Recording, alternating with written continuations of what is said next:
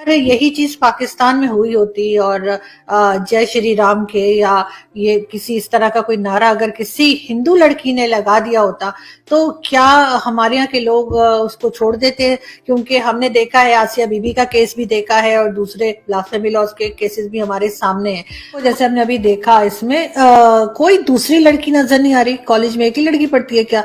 ना कोई हिंदू ना कोई मुस्लिम, कोई दूसरी लड़की नहीं है। ये अकेली आई हैं, इन्होंने स्कूटी पार्क की है और फिर आके इस तरह के इनके अचानक से बहुत सारे लोग निकल आए। पहले कहीं नहीं थे, एकदम सन्नाटा था जब ये स्कूटी पार्क करी थी। अच्छा, उस वक्त भी कैमरा से इनको लिया जा रहा था। या तो ये होता ना कि आगे बढ़कर आ जाती और इस तरह की नारेबाजी शुरू होती तो फिर कोई मोबाइल निकाल लेता या कोई मीडिया वाला जो भी वहां पर था वो बनाता। इनको उस वक्त से जो है इनकी मूवी या इनकी क्लिप जो है वो बनाई जा रही थी कैमरा में, जब से ये स्कूटी पार्क कर रही थी।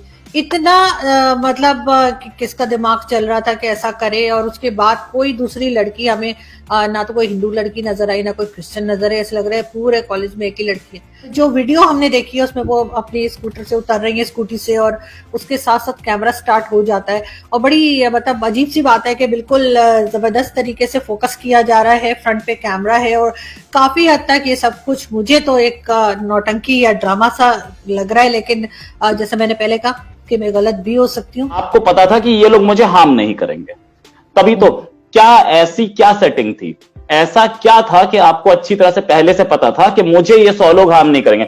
मेरे सामने 100 लोग अल्लाह अकबर बोल रहे हो, मेरी तो हिम्मत नहीं होगी, किसी आपकी नहीं होगी, आपके फवाद चौधरी की नहीं होगी, वो वहां से भाग जाएंगे, या इवन प्राइम मिनिस्टर की नहीं होगी।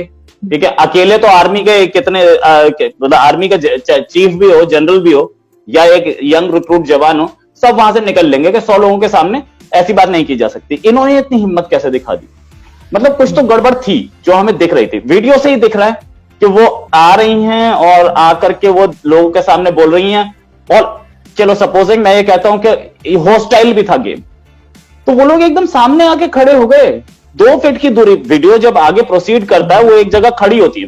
भाई एक जगह 100 लोग जय श्री राम बोल रहे हैं, आपने वहां पे अल्लाह अकबर बोला, फिर आप आगे आकर के कैमरे के सामने खड़े होकर के फिर आपने अल्लाह अकबर चीखना शुरू कर दिया। ऐसी जगह से तो आदमी कोशिश करता है जल्दी से जल्दी निकल जाऊं, क्योंकि मैंने 100 लोगों के क्राउड को एग्रीवेट कर दिया है। वो फिर वहां के खड़ी हो गई। उन्होंने मौका दिया क्राउड को कि वो मेरे पास तक पहुंच जाए, राइट। और क्राउड ने पास पहुंच के भी उनको कुछ नहीं बोला, एक हाथ भी नहीं लगाया गया। तो मुझे कहीं कुछ गड़बड़ तो दिख रही है इसमें, साफ है।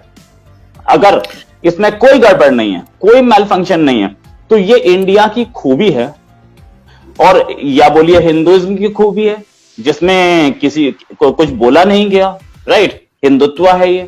अब ये समझिए कि पहले तो मुझे ये पूरा का पूरा जो गेम है यही गड़बड़ दिख रहा है।